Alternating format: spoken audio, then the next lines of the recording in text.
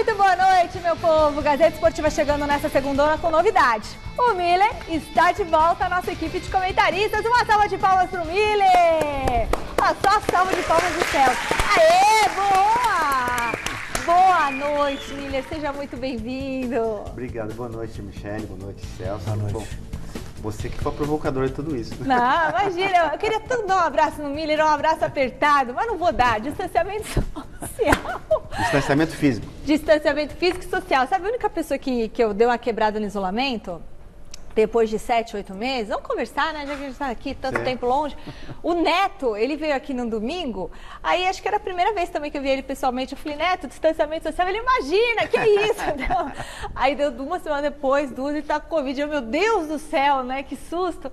Mas graças a Deus o Neto tá recuperado, a Sandrinha, a esposa dele também, toda a galera. Boa noite, Celso Cardoso. Eu também tenho tanta vontade de dar um abraço. Mas isso faz parte da rotina, né? Sabe, são 20 anos que a gente está junto aqui, fora os 3 que eu te conheço, que você namorou com tudo, minhas amigas. Mas eu não fico tanto tempo sem te dar um abraço, Celso. Segue o jogo, né? Ao Boa lado noite. dele e sem abraçar. É Hoje isso tá o aí. chileno aqui do Switch, eu tô fazendo a maior bagunça. Agora eu vou seguir o roteiro. Diretor, vamos lá. No programa de hoje a gente vai falar da derrota humilhante do Corinthians diante do Flamengo, porque aquilo é uma humilhação. E nós vamos mostrar também como que Santos, São Paulo e Palmeiras se saíram nesta 17ª rodada do Brasileirão. Antes de tudo isso, tem dicas para vocês. Muito bem, estamos de volta e já colocando você para participar do nosso debate. Você sinta-se sentando nesta mesinha aqui, que é quase redonda, tá? Quero saber dos nossos telespectadores e da nossa super dupla de comentaristas o seguinte. Celso Cardoso está a mil aqui. Miguel, vou fazer até a entonação do Celso. Miguel Ángel Ramírez é o melhor nome para dirigir o Palmeiras? Sim ou não? Celso Cardoso. Sem dúvida alguma, grande noite para você que acompanha a Gazeta Esportiva. Ele é o nome certo para o que o Palmeiras deseja. Só que não basta apenas trazer o treinador, trazer comissão técnica. Já que está aderindo a uma filosofia, tem que dar tempo para o cara trabalhar. E você quer dar quanto tempo para ele? Pelo menos um ano. 7 anos. Faça chuva ou faça sol, pelo menos um ano. Dar as peças que eventualmente ele possa precisar para fazer aquilo que o Palmeiras quer. É carta branca. Não é carta branca, mas é um trabalho conjunto. Tipo, você quer uma filosofia, você quer uma nova maneira de jogar? Eu preciso treinar esse time e se algumas peças não se encaixarem no meu estilo de jogo, talvez eu precise de reforços. E o Palmeiras tem que estar apto e pronto para fazer isso. Senão, não adianta absolutamente nada trazer o cara, porque o cara é queridinho da torcida. Se você fizer pesquisa na internet, você vai ver que o nome do Ramírez é o preferido, não só da torcida do Palmeiras, do Corinthians, do São Paulo. Todo mundo que queria o Ramírez. O Rodrigues. Não, tô brincando. Não, é que hoje a gente conversando. Eu mandei para ela o Miguel Ángel Rodrigues e Ramírez. Já é Ramírez? Mudou agora? Não, é Ramírez. Então, agora eu não posso só trazer... Porque o cara é queridinho. Quer dizer que para ele pode ter reforço. Para o Luxemburgo, não? Não, deveria ter 2 também. meses, 2 medidas. Não, claro que não. Mas o Luxemburgo, em nenhum momento, você viu ele fazer esse time jogar de maneira ofensiva. Essa é a expectativa agora com a contratação do Ramírez. Miller, ele é o nome certo para dirigir o Palmeiras? Olha, Michele, isso é muito relativo, sabe por quê? Porque ele está fazendo um bom trabalho, né, no Del Valle, todo mundo sabe disso. Só que o futebol brasileiro, o Palmeiras, é uma outra realidade. Eu concordo nesse ponto com o Celso, porque ele não conhece a equipe do Palmeiras, ele não conhece o grupo do Palmeiras, vai conhecer no dia a dia. E nem conhece o futebol brasileiro. Ele joga só contra, esporadicamente, uma vez por ano, ou 2, no máximo. Então, isso para ele, essa fase de adaptação será para ele muito determinante e importante, assim como foi com o do Flamengo Domenech. Então, acho que esse tempo tem que dar sim, é bem verdade. Agora, a partir do momento que ele conheceu o elenco todo e vê com quem ele pode... Para você ter uma ideia, o Domenech, o Ilharão era titular absoluto com o Jesus. Com o Domenech não é. É o quem? O Thiago Maia, que é um dos melhores jogadores do time. Então, o Ramírez vai chegar Olha, eu não gosto do Zé. Todo mundo tá no mesmo nível. Ele não conhece, Exatamente. Ninguém. Eu tenho certeza que ele não vai deixar vai o Zé ter Love medalhão. de meia do Palmeiras. Ele vai colocar o meia de ofício, porque tem 3 lá no banco. Você sabe disso. Então, eu acho que esse tempo tem que dar para ele, de conhecer o elenco, conhecer o futebol brasileiro. Aí, a partir desse momento, a gente pode cobrá-lo. Bom, mas aí quanto tempo é isso? Uns 3 meses? Não, que isso? Acaba o campeonato. Uns 2 Não, meses? eu acho que um mês tá bom. Um mês com churrascos no meio fica 15 dias. Até porque o dia a dia do clube, treinando todo dia, Você já vê, né? o treino em uma semana já mata tudo. Pô. Beleza, então vamos lá. Um mês ali já dá pra ele ter. E aí pra ele conhecer o estilo do Agora, futebol a brasileiro, os dificuldade. adversários. Então, Michele, tem um detalhe também, Celso. A dificuldade será maior em que sentido? Que sentido? Porque ele vai ter que armar uma equipe, dar identidade para uma equipe durante a competição. No meio Não do tem campeonato. pré-temporada, não tem nada, Exato. não tem tempo para treinar. Exatamente. Então, por isso que o torcedor palmeirense terá que ter maior paciência com ele. Bom, daqui a pouquinho a gente fala se essa contratação deu certo ou não, todas as informações aqui com Alexandre Silvestre. Entre lá no site gazetesportiva.com, deixe seu voto se o Miguel Ángel Ramírez é o nome certo para dirigir o Palmeiras. Você também pode mandar um WhatsApp pra gente, tá bom? 11 99 479 1633. 99 479 1633. A gente vai falar mais do Palmeiras e da busca por um técnico. Vou levantar, né? Vou dar uma andada. Agora é hora de fazer uma pergunta para os corintianos. Alguém anotou a placa do caminhão de gols que atropelou o Timão em plena Neoquímica Arena? Gente, o Flamengo fez 5-1 e podia ter feito mais, hein? Corinthians e Flamengo na Neoquímica Arena. Logo aos 9 minutos, o Flamengo teve esse gol de Pedro, anulado após o VAR confirmar que a bola havia saído pela lateral no início da jogada. Aos 31 não teve VAR e não teve dúvida. O cruzamento na medida de Felipe Luiz terminou com o cabeceio certeiro do baixinho Everton Ribeiro, 1-0. Apesar do domínio carioca, o Corinthians até chegou perto do empate nessa bomba de Camacho que explodiu no travessão e no cabeceio perigoso de Xavier, mas veio o segundo tempo e aí, minha gente, a coisa ficou feia. Jogadaça de Everton Ribeiro e lindo chute de Vitinho, 2-0. Cruzamento de Everton Ribeiro e gol de cabeça de Natan, 3. O Corinthians tentou reagir 2 vezes com Gil completando o cruzamento de Luan. Na primeira, gol invalidado por impedimento. Na segunda, quase um replay. Gol legal do zagueiro do Timão, 3-1.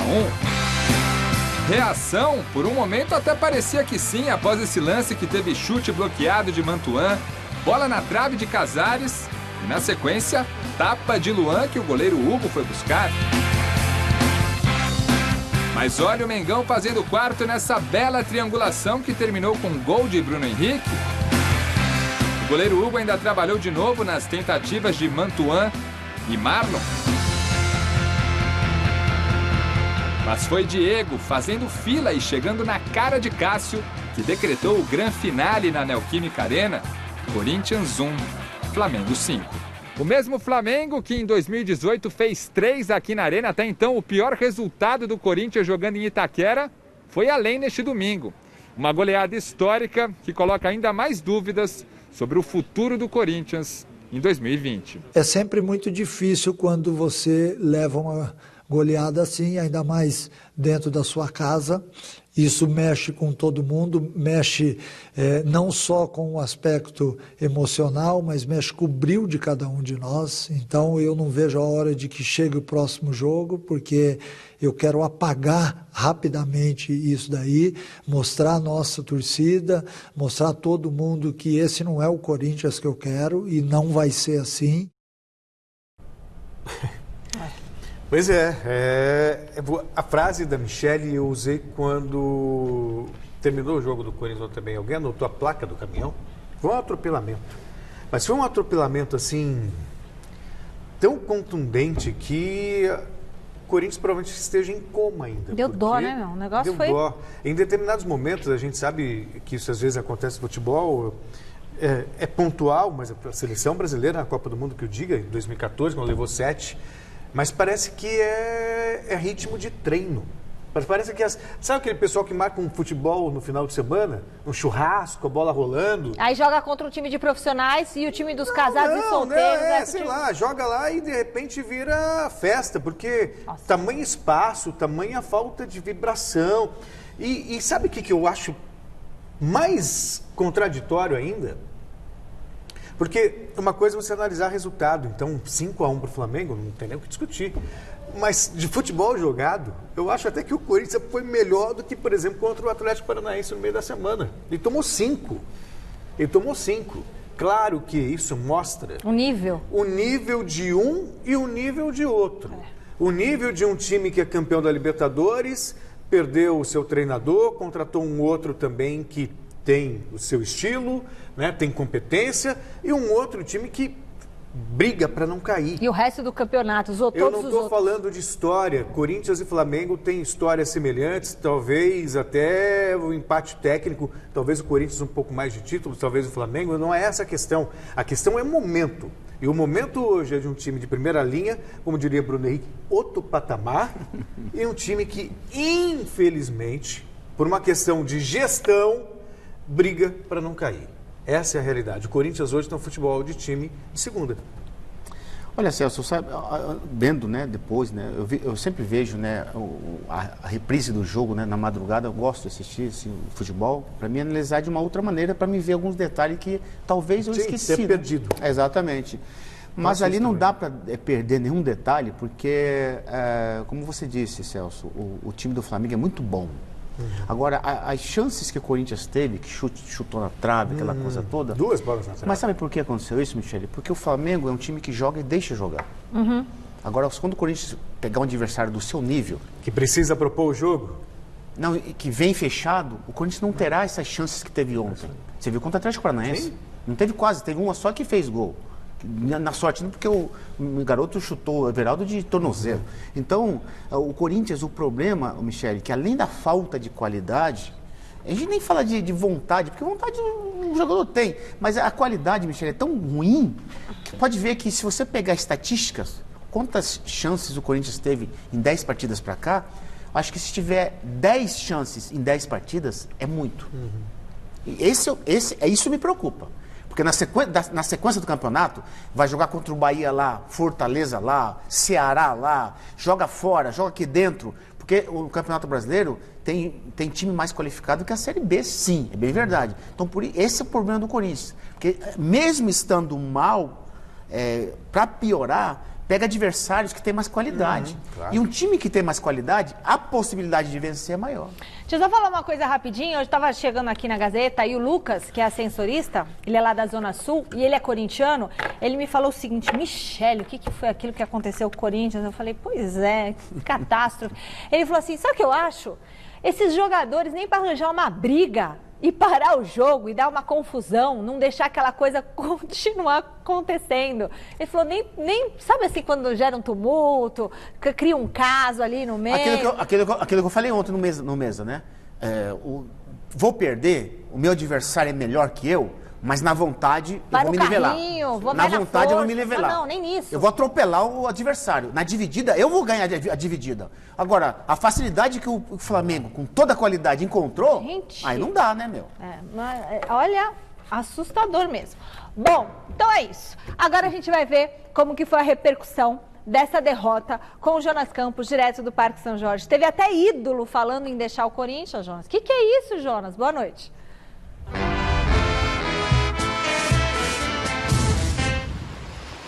Que é isso, Michele? Boa noite para você, para o Celso, para o Miller. Bem-vindo de volta, Miller. Abração para você, para todo mundo que acompanha o nosso Gazeta Esportiva. Segundona em clima total de ressaca, né, Michele? Segunda chuvosa, né, depois do sarrafo da goleada que o Corinthians sofreu ontem na Neoquímica Arena, 5-1 diante do Flamengo. Nós aqui ao vivo até com uma estrutura aqui, ó, muito bem improvisada pelo Wilton Costa, pelo Rafa Santos, nossa equipe aqui no Parque São Jorge. Tá até tendo o jogo do Sub-20 lá, clássico, Corinthians e Santos. Foi até atrasado um pouco o início da partida por causa dessa chuvona que vem castigando a cidade de São Paulo. Mas o fato é que aqui nas redondezas ninguém tá querendo papo sobre futebol, viu, Michele? Na padoca que a gente vai ali tomar um cafezinho diariamente, Todo mundo sempre pergunta, e aí, Jonão, e o Coringão? Hoje todo mundo quieto, ninguém puxou papo, é um clima de fato de ressaca após a goleada. Situação do Corinthians bastante complicada, a 2 pontos novamente da zona do rebaixamento, crise política em ano eleitoral, crise financeira, crise técnica, um futebol dentro de campo lamentável, né? A apresentação do Corinthians diante do Flamengo e no restante da temporada. E ontem o que ficou marcado e vem repercutindo bastante foi a declaração do goleiro, ídolo e capitão Cássio, que vem sendo muito criticado após a goleada sofrida para o Flamengo. O Cássio, inclusive, deixou aberta a possibilidade dele, quem sabe, procurar novos ares. Vamos ouvi-lo. Ultimamente tem sobrado tudo para mim. Tudo é culpa do Cássio, tudo é culpa... Uma coisa está errada, o time não está ganhando, é culpa do Cássio. O time não faz gol, é culpa do Cássio. Eu acho que nesse momento eu estou sendo escudo. Tudo está sobre mim, muita coisa, tudo é culpa do Cássio, tudo é isso. E é difícil, não acho que estou num mau momento. Você tem todo o direito de me criticar, de achar isso, aquilo, eu respeito a gestão do Corinthians, muito, assim, mas no momento que eu estiver atrapalhando o Corinthians, eu acho que é o melhor eu procurar outro lugar. E se o professor no futuro achar que eu tenho que ficar no banco, vou estar aqui para apoiar, eu não sou um cara de virar as costas, jamais eu me sentei em cima dos meus títulos que eu ganhei aqui, dos números que eu tenho, ou que eu me achei maior que o Corinthians, até porque para mim, eu sempre deixei claro, se você buscar minhas entrevistas, o maior patrimônio do Corinthians é a sua torcida. Mas eu tenho que estar aqui para ajudar. A partir do momento que eu estiver atrapalhando, eu acho que eu tenho que procurar outro rumo. E aí, Michele, Celso, Miller, o que vocês acham? Justas essas cobranças todas aí em cima do goleiro, ídolo e capitão Cássio? Ele deve deixar o Corinthians, na opinião de vocês? E se ficar, deve ir para o banco de reserva, já que tem muita gente pedindo o Walter, que atuou muito bem na quarta passada contra o Atlético Paranaense? Fala aí, Michele. Aí, Jonas, só rapidinho, acho que uma coisa é uma coisa, outra coisa é outra coisa. O Cássio tem que continuar no Corinthians eternamente, ótimo goleiro, tem toda a sua história, seu mérito, continua lá. Mas se o Walter estiver num melhor momento, não pode pôr o Walter no gol? Pode, mas a questão é a seguinte: o Cássio tem sido responsável pelas derrotas do Corinthians? Não, você tomou uns gols bobos, né? Sim, mas que goleiro bom na história não tenha tomado gol bobo? Sabe, o Camper na Copa de 2002 foi o goleiro da Copa, falhou na final. Aí, eventualmente, acontece. Só que, quando você compara o que o Cássio fez de bom e o que ele fez de ruim, não tem comparação. Então, e outra coisa, você focar no Cássio é tirar os olhos e o olhar dos reais culpados. É verdade. Bom, o Corinthians traz, com todo respeito ao Marlon, pelo amor de Deus, tá? Que nem foi culpado também da derrota. Mas ele era um jogador que lá no Cruzeiro, ele era reserva do reserva, não era nem relacionado. Ele já chega para ser titular, porque o Corinthians não tem jogadores. Sabe, o Gustavo Mosquito foram buscar lá no Paraná. Ou seja, a montagem do elenco, o Corinthians está se reforçando com o refúgio do Atlético Mineiro. Mas sabe o que acontece, Celso? Uma coisa é a qualidade da equipe do Corinthians que não tem. Outra coisa é você contratar jogador sem qualidade, como a diretoria aconteceu. Quando no caso do Cássio, Michele, ele deu essa declaração, sabe por quê? Por quê? A culpada é a diretoria. É isso aí. Você tem que brindar o seu ídolo. Não brindar os seus erros. Brindar a sua imagem. Para mim, o Cássio não tem que ficar na reserva, não. Até porque você vai desvalorizar o maior ídolo do clube. Verdade. Não, absolutamente. Deixa ele lá, né? É o que eu falei ontem. O time nesse ano várias vezes. A diretoria hoje, amanhã, tem que vir a público e dizer assim, olha, torcedor corintiano, não enche a paciência do Cássio. Deixa ele em paz, deixa ele jogar, porque o treinador, eu sou diretor, eu falo isso, nenhum treinador vai tocar no Cássio. Acabou. O reserva é muito bom, mas terá sua vez lá na frente. Duas coisas que eu quero perguntar para o Jonas. Jonas, essa não é a primeira goleada, parece, né, que os Corinthians sofrem do Flamengo. E outra, hoje ninguém se pronunciou, até o Miller estava questionando aqui, mas ninguém no Corinthians falou, ninguém da diretoria, ninguém apareceu, ninguém deu as caras.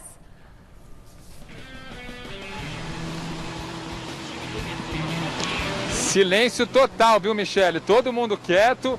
E o Cássio, né? Ontem ele até citou isso nessa declaração, nesse desabafo, que ele vem sendo uma espécie de escudo, muitas cobranças em cima dele. E hoje ninguém se pronunciou. Clima, como eu disse, de ressaca e silêncio total, até aqui no Parque São Jorge, muito por causa da chuva também, mas muito vazio aqui, um clima de fato, um vazio após essa goleada sofrida para o Flamengo na Neoquímica Arena, que, como você disse, não foi a primeira. Fazia tempo que o Corinthians não tomava 5 gols, muito tempo por sinal, mas isso já aconteceu ao longo da história. A gente confere agora uma matéria muito bem feita pelo nosso querido José Paz, olha só.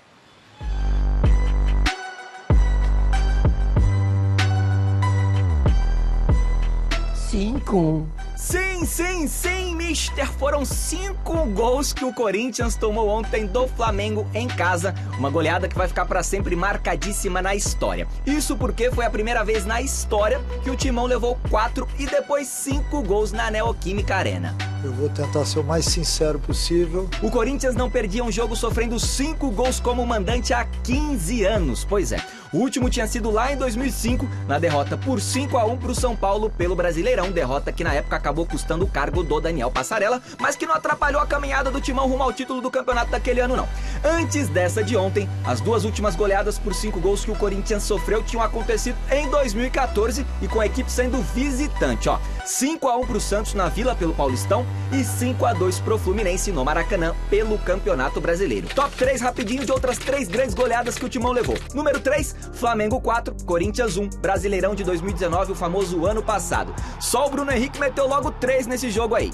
Número 2, Corinthians 0, Atlético Paranaense 5, Campeonato Brasileiro de 2004. Sob a batuta de um ainda jovenzinho Jadson, o Furacão despachou o Corinthians no Pacaembu. Número 1, Juventude 6, Corinthians 1, Brasileirão de 2003. O placar pra lá de elástico no charmoso Alfredo Jaconi foi o maior do Juventude na história da competição.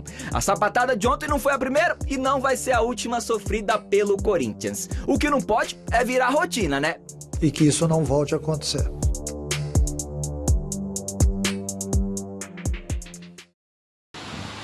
É isso, gente. Apesar de toda essa crise, desse momento para lá de turbulento, né? Tem reforço chegando no Corinthians, viu, Michele? Essa semana. Daqui a pouco eu volto com mais informações aqui do Parque São Jorge. Beleza, Jonas. Brigadão. Daqui a pouquinho você conta quem é esse novo reforço que já é oficial. E quando você toma 5, quer dizer, fico imaginando, já levou 5 na carreira, Miller? Poxa. Levou, Miller? Já. Brasil, Copa América de 87, Brasil e Chile, perdemos de 5-1, 5-0. Foi 4-0? 4-0. 4-0. É uma goleada, né? Como é que fica depois? Oh, pelo amor de Deus. Se você vai perder para um time inferior a você. Tudo bem que eles perderam ontem para um time superior, mas goleada é goleada, né? Ficar com vergonha? Ficar de cabeça baixa? Não, o jogador se sente envergonhado por aquilo que ele deixou de fazer e poderia ter feito. Ó, 5 é vexatório. Pior é quando você toma 6, 7. O Barcelona recentemente tomou do Bayern 8. Eu não queria ser jogador de futebol numa situação como essa, não. Celso, Michel, 2 detalhes que me chamou a atenção é o seguinte. As goleadas passadas, o Corinthians criou um nível de dificuldade muito grande para o adversário. E jogou bem. Eu lembro muito bem. Segunda coisa, aquela declaração que o Cássio falou assim, olha, se o treinador quiser me deixar no banco, uma coisa é o que ele falou ali no calor do jogo, pós-jogo. Outra coisa é a atitude do treinador. Não é porque ele falou, Mancini, que você vai deixá-lo no banco. Porque se o Mancini deixar o Cássio no banco, ele está dando tiro no próprio pé. Não pode. Não que o Cássio é intocável, porque a gente não estamos acobertando os seus erros. Nós estamos dizendo que a história dele é muito bonita no clube e é o maior ídolo. Merece respeito, e não pode jamais manchar a imagem de um jogador assim. Muito bom. E olha, o São Paulo deixou escapar a chance de se aproximar dos líderes da competição ao ficar no empate sem gols diante do Grêmio. O que faltou de futebol dentro de campo sobrou em polêmica com a arbitragem da partida. São Paulo e Grêmio em jogo polêmico no Morumbi. Logo aos 6 minutos, em disputa com Reinaldo, PP caiu na área e o time gaúcho pediu pênalti. Mas o juiz mandou o famoso segue o jogo. Ao longo do primeiro tempo, o que não faltaram foram oportunidades, mas ninguém conseguiu acertar o gol. Já no início da segunda etapa, Igor Gomes mandou uma bomba para a boa defesa de Vanderlei. Em seguida, o tricolor gaúcho respondeu com Kahneman e no mesmo lance, Jeromel pediu pênalti. Mas o juizão deu mesmo foi um cartão amarelo para o zagueiro do Grêmio por reclamação. Luciano teve boa chance, só que mandou a bola por cima. Depois, mais um lance que gerou polêmica. Daniel Alves deu uma forte entrada em Luiz Fernando e recebeu somente cartão amarelo. E depois de mais tentativas sem nenhum resultado, final São Paulo 0, Grêmio também 0. Hoje a gente teve erros assim que a gente não estava cometendo, somente erro de passe. Então, a irregularidade no jogo de hoje, a gente tem que saber mensurar e contextualizar do que aconteceu, principalmente nessa semana. Minha única bronca é o árbitro do vídeo, ele é autoridade máxima. Então, ele tem que ir no VAR para ele decidir. Não importa se ele vai ter a mesma opinião do árbitro do VAR ou não. Ele tem que checar os lances dentro da área e os lances de expulsões. Só isso. Fala, Miller. Eu, sinceramente, até concordo que o Daniel Alves poderia ter sido expulso. Os pênaltis, uma questão de interpretação. Eu não teria dado. No mesa ontem a gente conversou. Vocês concordavam que alguns pênaltis existiram, enfim, mas também não existe uma unanimidade em relação a isso. Anulação da partida. Não, o Grêmio não vai conseguir nunca. Isso não vai acontecer. O Michele, sabe o que acontece? Tipo assim, o Fernando... Isso nós não falamos ontem, né? Isso estou falando agora. O Fernando Diniz não é o treinador que eu gostaria para o São Paulo. Mas ele já está lá há um ano. Então, eu acho assim, o São Paulo é um time que tem posse de bola, mas aquela posse de bola enganosa, aquela posse de bola no seu campo de defesa. Isso aí não traz perigo nenhum para o adversário.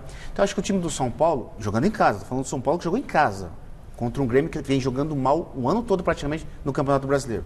Então, o Fernando Diniz está um ano no clube, eu acho que ele deveria, o São Paulo já deveria ter melhorado, Celso, a minha contestação é essa, já deveria ter melhorado o time há muito tempo. Celso vai cair da cadeira agora, então. Isso é fato. O time do São Paulo, Celso, ele oscila muito, joga bem contra os grandes, assim, joga bem contra o Flamengo, joga bem, e depois em casa. Contra o Fortaleza, o São Paulo jogou bem. E até merecia a vitória, tá? Até porque tinha 2 jogadores a mais. Então, chega em casa contra um Grêmio que vem jogando mal há muito tempo no Brasileiro, acho que o time tem que tomar a primazia do jogo. Então, eu acho que o São Paulo, diferente do Grêmio, que já vem jogando mal, e o São Paulo que vem oscilando no campeonato, eu acho que o Fernando Diniz, com a sua equipe, está devendo muito futebol para o torcedor, porque dentro de casa, praticar um futebol medíocre, como praticou no jogo passado contra o Grêmio, é inadmissível. Eu acho que chegou a hora do São Paulo. Daniel Alves está mal, que jogou muito mal mesmo, tira o cara, coloca outro. Até porque, Celso, o São Paulo não tem um meia de ligação que construa a jogada e que a bola chega de qualidade lá na frente. Então, Michele, o São Paulo não inspira o torcedor são paulino, confiança. Não enche os nossos olhos e o treinador não passa confiança por torcedor. É difícil. Bom, agora no São Paulo é hora de virar a chavinha. Amanhã o Tricolor pega o Binacional pela Libertadores e domingo tem o Fortaleza pela Copa do Brasil. E o Osmar Garrafa tá lá no CCT da Barra Funda com uma missão: descobrir se o Fernando Diniz vai com força máxima nas 2 partidas ou se ele vai poupar alguém nesse primeiro duelo. Boa noite, Garrafa.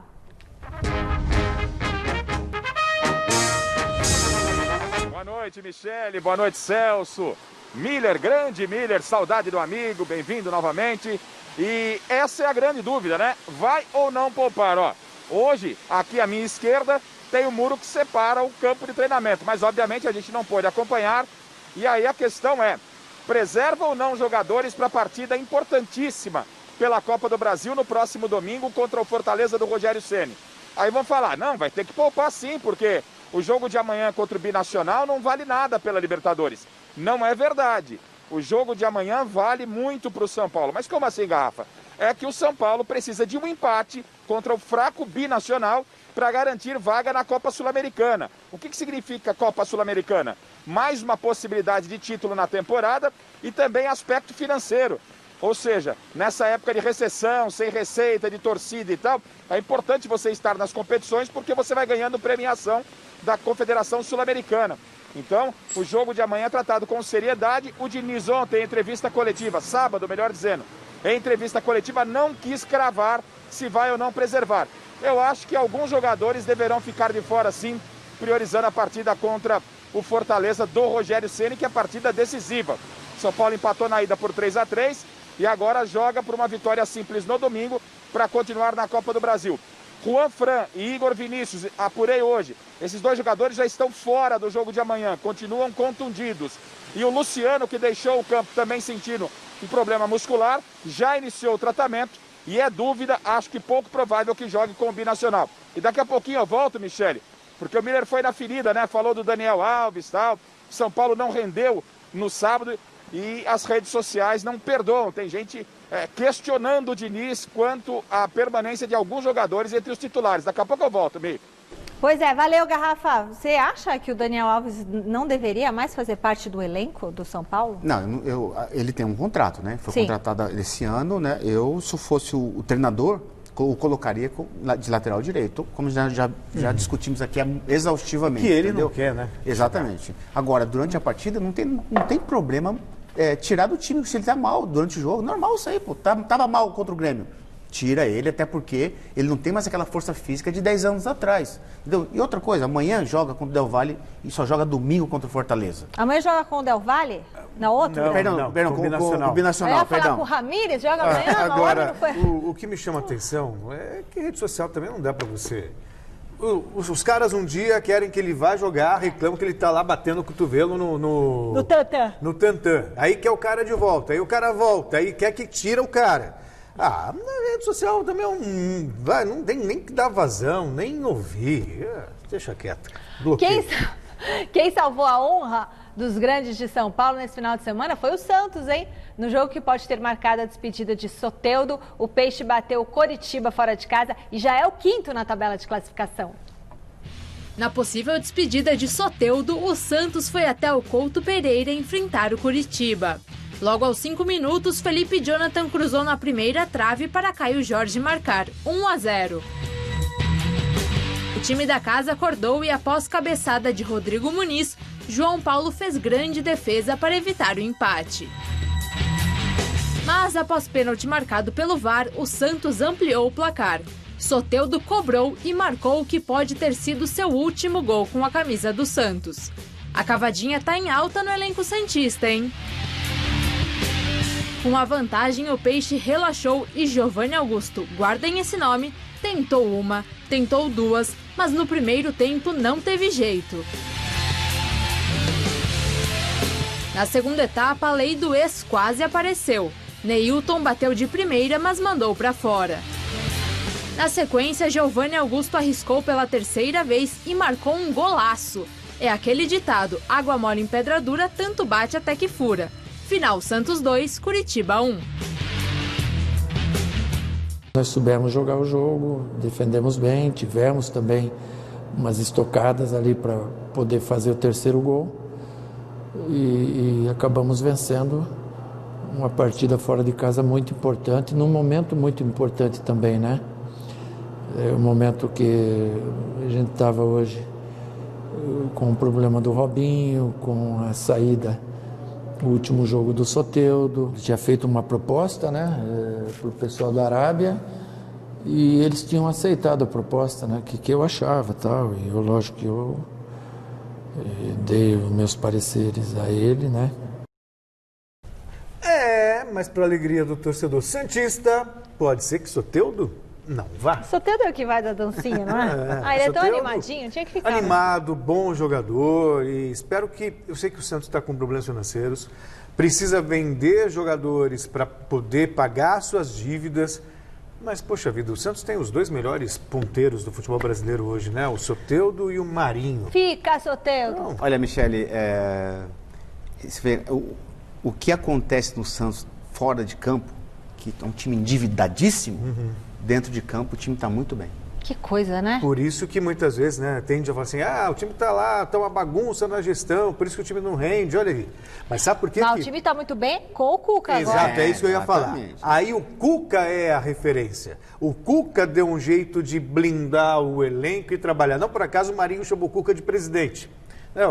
Nosso presidente, o Cuca. Porque o Cuca é que está... O grande mérito, e a gente tem falado tantos treinadores estrangeiros, e não por acaso, os líderes são estrangeiros, mas o Cuca está fazendo um trabalho de você tirar o chapéu. É verdade. E o Palmeiras, hein? Mandaram o treinador embora. Vem boas notícias por aí. A torcida protestou na porta do clube. Celso Cardoso todo felizão que o Lucha caiu. E nada disso parece ter mexido com o brilho dos jogadores. Olha a maldade. Sob o comando do interino Andrei Lopes, o Verdão foi presa fácil para o Fortaleza de Rogério Ceni. No Castelão, o aniversariante Fortaleza bateu o Palmeiras por 2-0. Os 2 gols foram marcados por David. O primeiro após bela trama coletiva aos 33 minutos. A arbitragem marcou impedimento, mas o VAR confirmou o gol. O segundo veio 7 minutos depois, quando o Mike tentou cortar o cruzamento e acertou o travessão. No rebote, o camisa 17 estava lá para conferir. O Verdão criou poucas oportunidades e quando chegou com perigo, o goleiro Max Waller fez boas defesas. Nos acréscimos do jogo, o zagueiro paraguaio Gustavo Gomes foi expulso por reclamação. Com o resultado, o Fortaleza chega ao 10º jogo sem perder. Já o Palmeiras soma 4 derrotas seguidas. Não tenho o que falar, né? A não ser trabalhar. Né? A gente entende e respeita, né, todo o protesto, né, desde que não deixa essa violência, né? Uma crítica, né, com razão, né? A gente não está produzindo, né? E tudo que a nossa torcida e nós queremos, né, o resultado, e isso não está acontecendo. Mais uma vez, né, a gente se entrega, a gente corre, né, infelizmente as coisas não estão acontecendo. Então não tem outra forma, é falar o menos possível, trabalhar sempre, somente a gente que vai sair dessa situação. Agora a pergunta que eu faço, o elenco do Corinthians tem muito pé de rato, tem muito jogador que não é jogador de primeira divisão, não é jogador que merece vestir a camisa do Corinthians. O elenco do Palmeiras não é um bom elenco? Claro que é. Um bom elenco. Então, eu julgo ser um bom elenco, sim, sem dúvida alguma. Não eram só superstars e tal? Por isso que os questionamentos, inclusive, ao trabalho do Vanderlei Luxemburgo. Né? Que eu acho que o futebol poderia ser melhor do que vem apresentando. Teve muito tempo de invencibilidade. Então é pior ainda, é pior que a situação do Corinthians. Mas era uma invencibilidade ilusória, porque tinha muitos empates. Muitos empates que o Palmeiras conquistou na Bacia da Alma, das Almas. Na Bacia das Almas, no último minuto, nos acréscimos. O Palmeiras poderia ter perdido muitos jogos que empatou, sabe? O Miller parece que não concorda muito com você, mas é pior pro Palmeiras então, porque assim, o Corinthians, se o jogador é ruim, não é bom, não sabe jogar bola, não chuta... Não dá pra cobrar muito do jogador. Não dá, ele é limitado. Agora o do Palmeiras, você não tem jogador ali limitado. Além do que o Celso falou, eu concordo com o Celso. Viu? Só que tem uma coisa, eu vou acrescentar, o Willian deu uma entrevista agora. Essas entrevistas pré-fabricadas, essas entrevistas furreca que eu não gosto, porque o jogador tem que confessar fracasso também é uma virtude. Pô, por que ele não vem na entrevista e diz, olha, hoje nós não jogamos nada. Mérito total pro Fortaleza, que fez a dinâmica de jogo para o seu benefício e ganhou o jogo. Nós não estamos bem, nós estamos correndo, mas correndo errado. Desnorteado. Nós estamos jogando assim, mal posicionado. É isso. Não estamos criando nada. Nós estamos sendo presa fácil para o adversário. Cadê eles? Agora vem numa entrevista depois do jogo e diz, olha, a gente precisa melhorar, sabe como é que é? Sabe, umas respostas assim... que não convence ninguém de nada.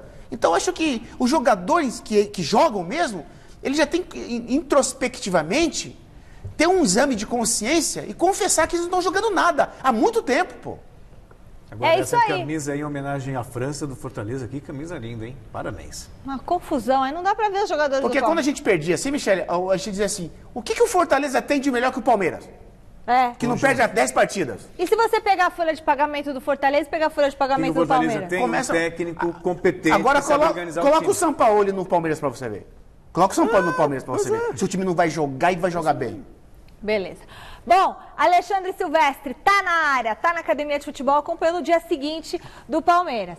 Eu imagino que o clima esteja meio quente por aí, não é isso? Boa noite, Silvestre.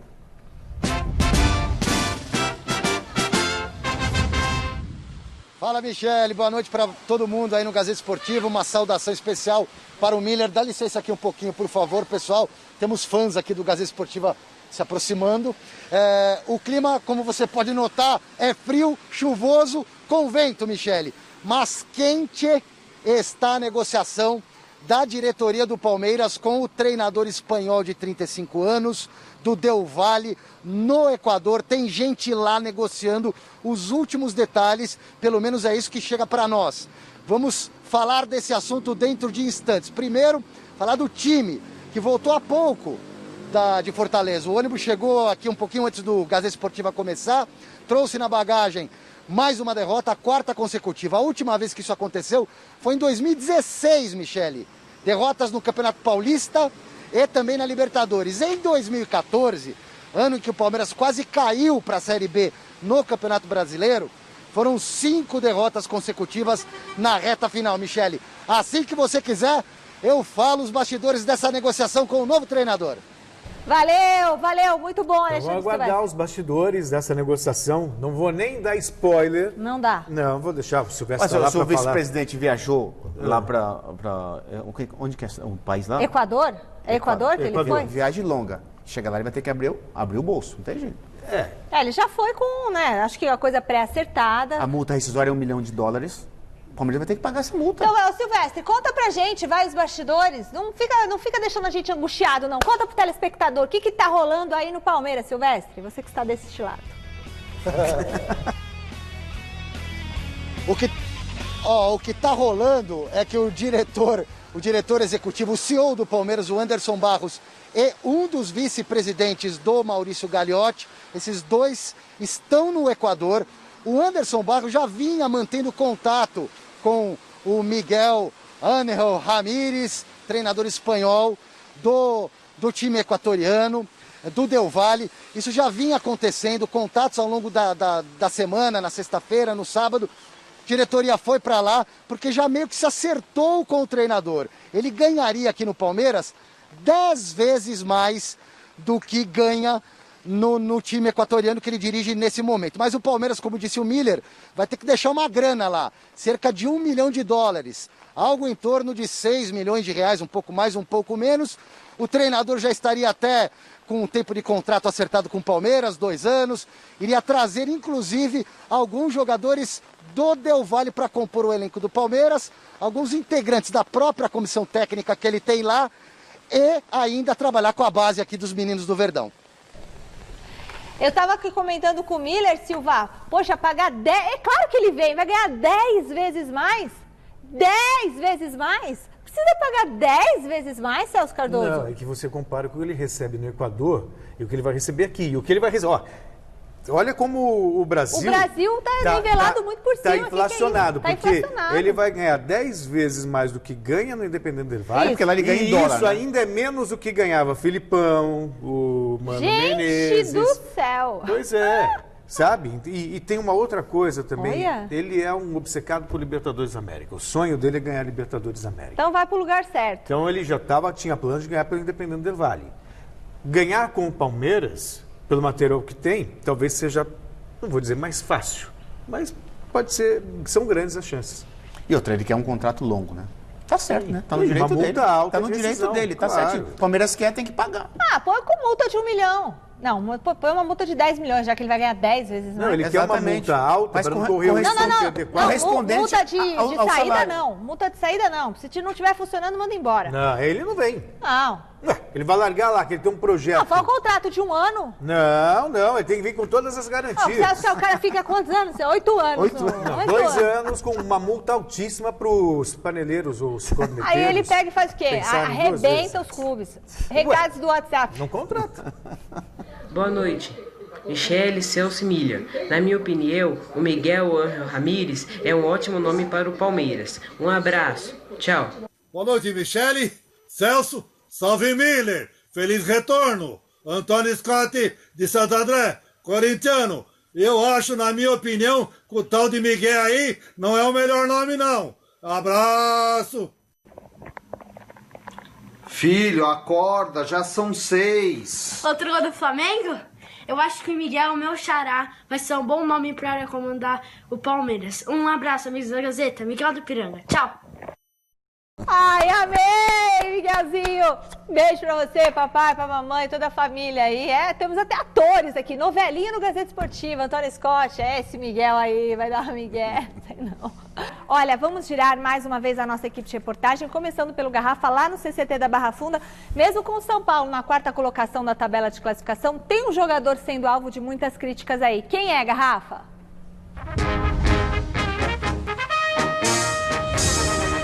O Daniel Alves, Michele. Na verdade, o Daniel Alves tem sido questionado nas redes sociais desde aquele episódio, não é? Dele ter tocado timba, ainda quando estava com o braço. A torcida tem pego no pé dele E o Diniz foi perguntado, inclusive, na coletiva de sábado, que ele fizesse uma avaliação do Daniel. Ele falou, o Daniel não foi bem no jogo de sábado, assim como todo São Paulo não esteve bem. Mas, no mais, o Daniel tem correspondido à expectativa do técnico são paulino. Então o Diniz tem sido questionado, mais ou menos aquela história do Tietê. Por que o Tietê nunca é substituído? Aí demorou muito, o Luan virou titular.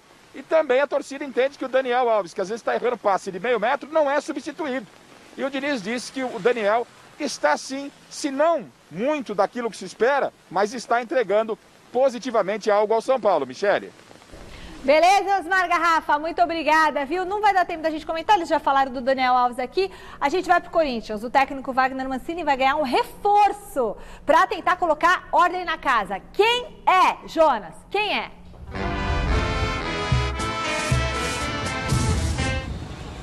O experiente Fábio Santos, Michele, 35 anos, vem do Atlético Mineiro, contrato até dezembro de 2021. Já foi recebido lá no Corinthians, já assinou o contrato, recebido inclusive pelo Cássio, com quem foi campeão da Libertadores e do Mundo pelo Timão em 2012. Chega para reforçar essa lateral esquerda. Trabalhou com o Mancini no Galo no ano passado, inclusive o treinador corintiano, ontem após a goleada sofrida para o Flamengo, fez muitos elogios ao Fábio Santos, olha só. É um líder, ele sempre foi líder em todas as equipes onde jogou, inclusive aqui no Corinthians mesmo. Ele tem títulos expressivos aqui dentro, mas eu não estou de maneira alguma olhando somente para esse lado. Eu olho a conduta profissional do jogador, eu acho que ele tem muito a agregar a partir do momento em que estiver no grupo, não só no aspecto técnico, mas no aspecto tático também, até passando para os outros atletas aquilo que ao longo da carreira ele aprendeu e fez. Eu acho que é uma peça dentro de todo esse mercado que não nos oferece muita coisa, uma peça muito significativa, e eu tenho certeza que vai nos ajudar. A rescisão com o Atlético Mineiro já apareceu no BID. O registro com o Corinthians deve aparecer nesta terça-feira e, se aparecer, fica a critério do Wagner Mancini utilizar ou não o Fábio Santos. Quarta-feira contra o Vasco em São Januário, Michele, reforço no Timão. Boa, Jonas. Já dá para chegar e jogar Celso Miller? Então, para você ver como é que é a situação do Corinthians. O Fábio Santos chega com 35 anos, é um jogador experiente, mas em final de carreira, e chega para ser titular. Essa é a questão, chega para ser titular. Miller, se você for pro Corinthians, você é titular, você sabe, né? Também Dá um baile nessa galera. Agora, querendo ou não, melhor contratação do Corinthians esse ano. Fábio Santos. Isso aí. Bom, enquanto não define o nome do novo treinador, o Palmeiras volta as atenções para a sequência da temporada. Silvestre, qual que é o próximo duelo do Verdão?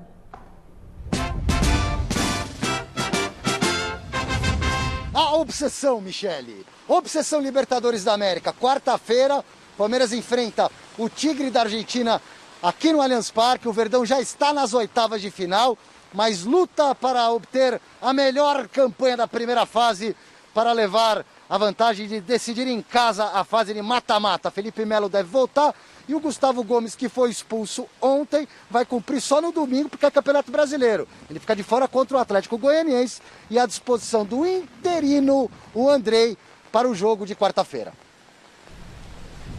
Beleza, Silvestre. Então, o Palmeiras tem essa missão pela frente. Vamos lá na enquete? Resultado: Miguel Ángel Ramírez é o melhor nome para dirigir o Palmeiras? O Celso diz que sim. E a maioria está com o Celso. Viu? E com o Miller também. 68% dos votos. Eu realmente não sei.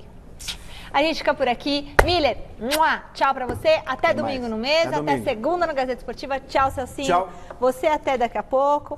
Até amanhã. Beijão pra todo mundo que acompanha a gente. Valeu pela audiência. Beijo. Tchau.